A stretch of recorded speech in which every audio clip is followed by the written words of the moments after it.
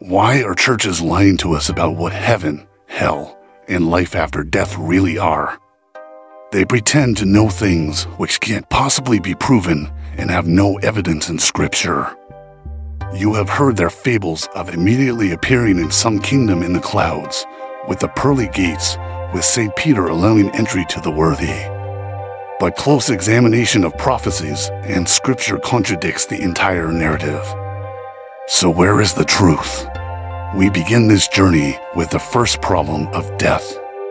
Repeatedly, the Bible refers to death as sleep.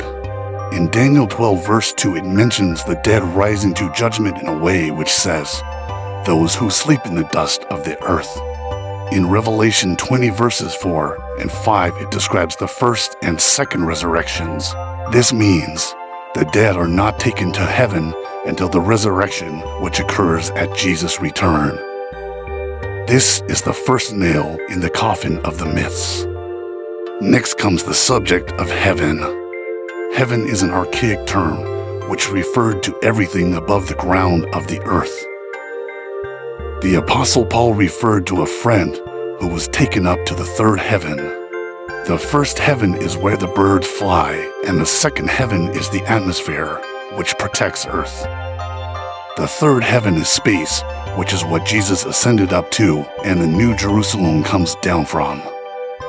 This is the second nail in the myths which lays the final straw.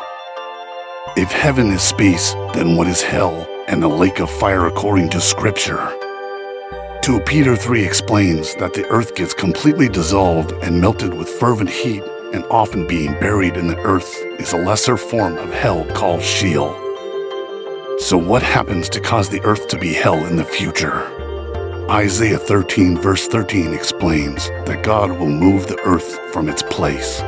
And how can the earth possibly be moved from its place? Revelation 9 explains a star falling to the earth and causing a bottomless pit. Obviously, it can't be an actual star due to size requirements, but more likely an asteroid. Coming as a thief in the night applies to the location in relation to the sun in order to push Earth toward the sun and out of its orbit. Revelation 20:14, and death and hell were cast into the lake of fire.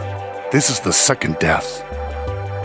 This is the third and final nail in the coffin of these myths. Seek first his kingdom.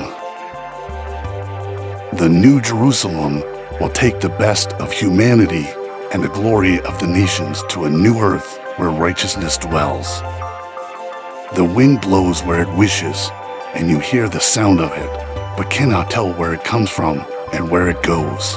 So is everyone who is born of the Spirit.